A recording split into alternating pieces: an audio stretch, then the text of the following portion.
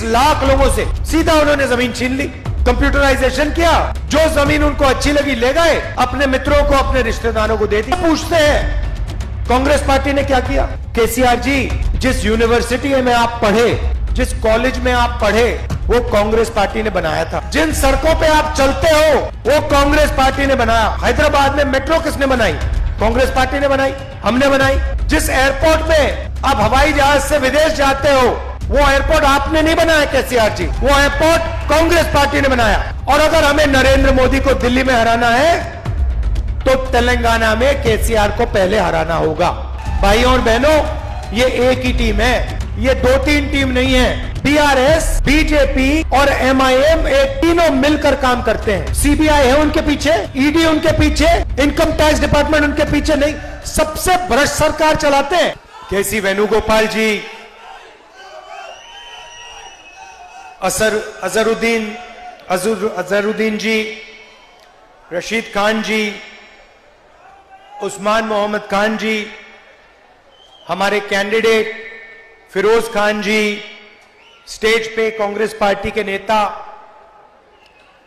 भाइयों और बहनों, कांग्रेस के हमारे कार्यकर्ता, प्रेस के हमारे मित्रों, आप सबका यहां बहुत बहुत स्वागत, नमस्कार। आप यहां मेरी बात सुनने आए, इसके लिए मैं बहुत आभारी हूं। देखिए, आपने बिल्कुल सही बात बोली। राजनीति में भारत जोड़ो यात्रा से पहले मोहब्बत शब्द का प्रयोग कोई नहीं करता था। सही बात है ना? तो भारत जोड़ो यात्रा का लक्ष्य यही था, ये देश जो है ये नफरत का नहीं है, ये मोहब्बत का देश है। और नरेंद्र मोदी ने, आरएसएस ने, कट्टरपंथियों ने पूरे देश में नफरत फैला दी। तो सबसे पहले बात समझने की यह है कि सबसे पहली लड़ाई नफरत के साथ लड़ाई है। इसीलिए हमने भारत जोड़ो यात्रा में बहुत सुंदर नारा दिया, नफरत के बाजार में मोहब्बत की दुकान खोलनी है। और भारत जोड़ो यात्रा ने हिंदुस्तान की राजनीति को हमेशा के लिए बदल दिया। और पहली बार, जो पहले गांधी जी के समय मोहब्बत एक राजनीतिक शब्द हुआ करता था, उसको फिर से सही जगह दी, राजनीति में मोहब्बत को हम आगे लाए। अब देखिए, मैं नरेंद्र मोदी से लड़ता हूं, उनके दिल में जो नफरत है उससे लड़ता हूं, उनके क्रोध से लड़ता हूं। मेरे ऊपर 24 केस हैं, ठीक है, 24। एक असम में, गुजरात में, उत्तर प्रदेश में, बिहार में, महाराष्ट्र में, हर जगह मेरा कोई ना कोई केस है। कभी मुझे कोर्ट यहां बुलाता है, कभी वहां बुलाता है, कभी यहां ले जाते हैं। उसके बाद जेल का सेंटेंस हो गया। पहली बार डिफेमेशन के लिए 2 साल की सजा मुझे मिली, ठीक है। उसके बाद मेरी लोकसभा की सदस्यता रद्द कर दी। यह सब आप जानते हो ना। उसके बाद मेरा जो सरकारी घर था वो उठा के ले गए। मेरा जवाब भी आप जानते हो, मुझे आपका घर नहीं चाहिए, ले जाओ उठा के अपना घर, मुझे नहीं चाहिए ये घर। मेरा घर उस इमारत में थोड़ी है, मेरा घर हिंदुस्तान के करोड़ों गरीब लोगों के दिल में है। मुझे तुम्हारे घर की क्या जरूरत? तो ये मैंने बोला और ये लड़ाई जो है विचारधारा की है, मैं उनसे कॉम्प्रोमाइज कर ही नहीं सकता, सवाल ही नहीं उठ सकता। ना नरेंद्र मोदी मुझसे कॉम्प्रोमाइज करेगा, ना मैं उससे कॉम्प्रोमाइज करूंगा। विचारधारा की लड़ाई है। सालों से मेरा परिवार ये लड़ाई लड़ रहा है। जवाहरलाल नेहरू, इंदिरा गांधी, राजीव गांधी, सोनिया गांधी, मैं और प्रियंका। अब मैं आपसे सवाल पूछना चाहता हूं, मेरे ऊपर 24 केस, ओवैसी के ऊपर कितने केस? एक भी केस नहीं। मेरे ऊपर ईडी, सीबीआई, जो भी एजेंसी है वो 24 घंटा मेरा पीछा करते रहती है। ओवैसी जी के पीछे कौन सी एजेंसी है? ना ईडी, ना सीबीआई, ना इनकम टैक्स। खुला रास्ता दे रखा है नरेंद्र मोदी जी ने। तो सवाल उठता है कि ओवैसी जी पे एक भी केस क्यों नहीं? ओवैसी जी की सदस्यता रद्द क्यों नहीं हुई? ओवैसी जी का घर क्यों नहीं लिया गया?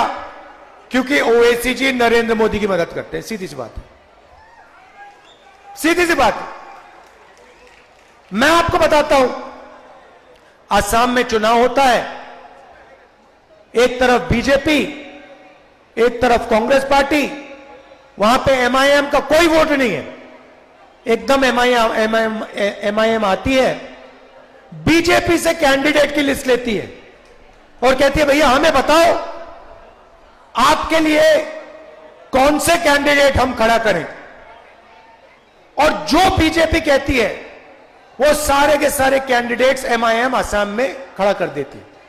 महाराष्ट्र में, असम में, राजस्थान में, मध्य प्रदेश में, छत्तीसगढ़ में, गोवा में, जहां भी ये कांग्रेस पार्टी को डैमेज करने का काम कर सकते हैं और बीजेपी की मदद करने का काम कर सकते हैं, ये हाजिर हो जाते हैं, खड़े हो जाते हैं वहां पे सामने, ऐसे सैल्यूट करते हैं, कहते हैं मोदी जी हमें बताइए कौन से कैंडिडेट देने, हम देते हैं, आपकी मदद करते हैं।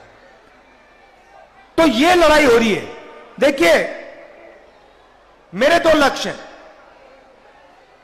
सबसे पहला लक्ष्य, बड़ा लक्ष्य, जो मैंने आपको पहले कह दिया, मोहब्बत का देश है, देश में नफरत को मिटाने का मेरा पहला लक्ष्य।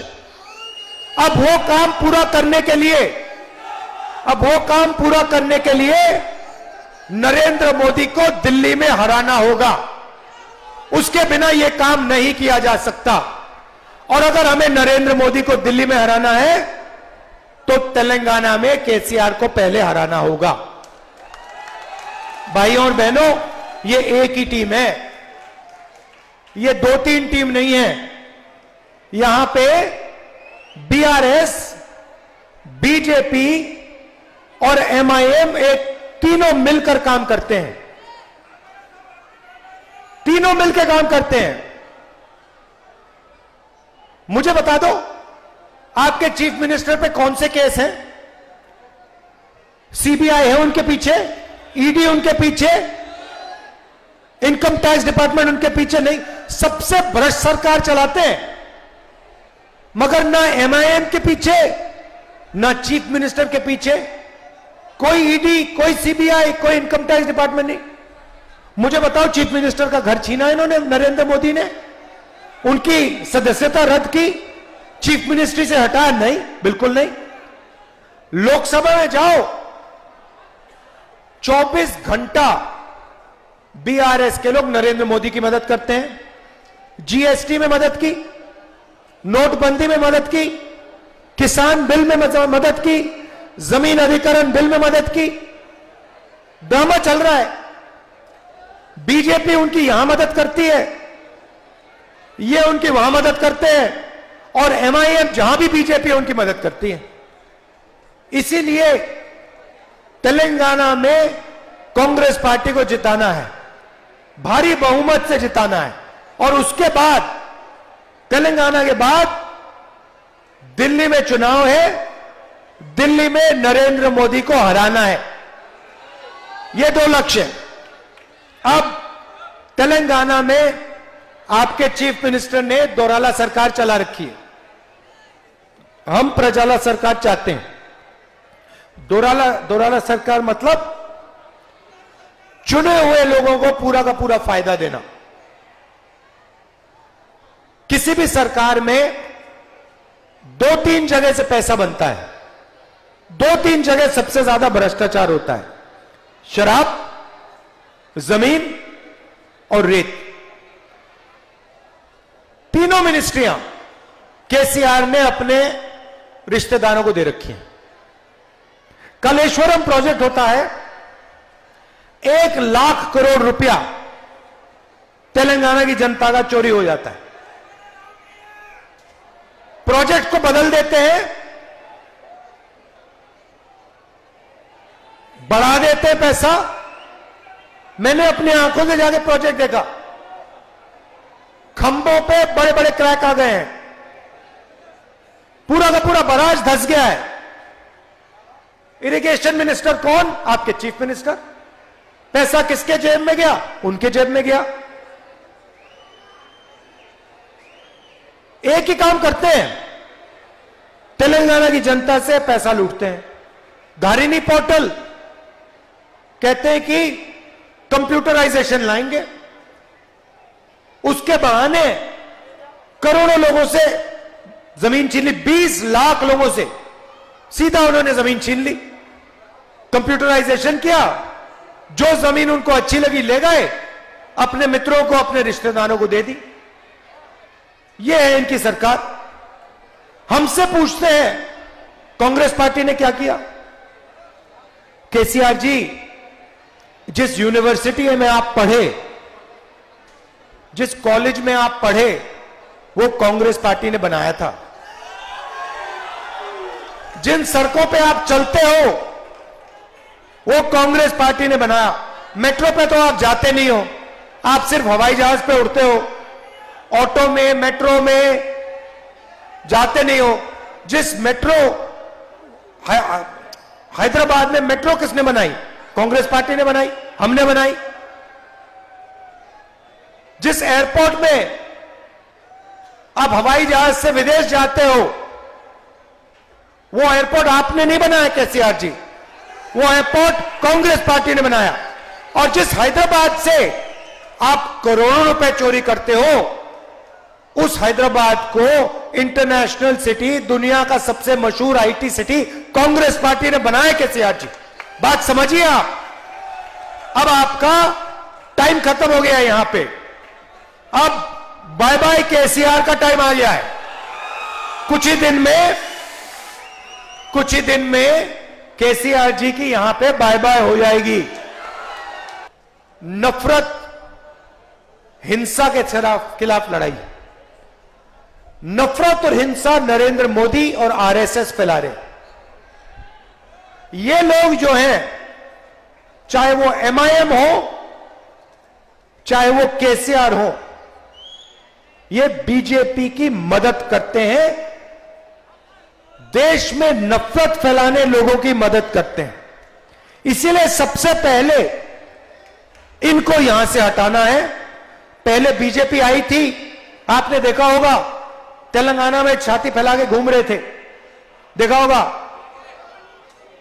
अमित शाह कह रहे हैं कि हम तेलंगाना को ओबीसी चीफ मिनिस्टर देंगे। अरे भैया, पहले 2% वोट लेके दिखा दो, फिर देखेंगे। तो हमने इनकी गैस निकाल दी, हवा में हवा निकाल दी पूरी, चारों टायर इनके पंचर कर दिए, फाड़ के फेंक दिए। अब लड़ाई बीआरएस के साथ है। अब पूरी मदद बीआरएस की एमआईएम और बीजेपी कर रही। तो ये तीनों एक साथ मिले हुए हैं।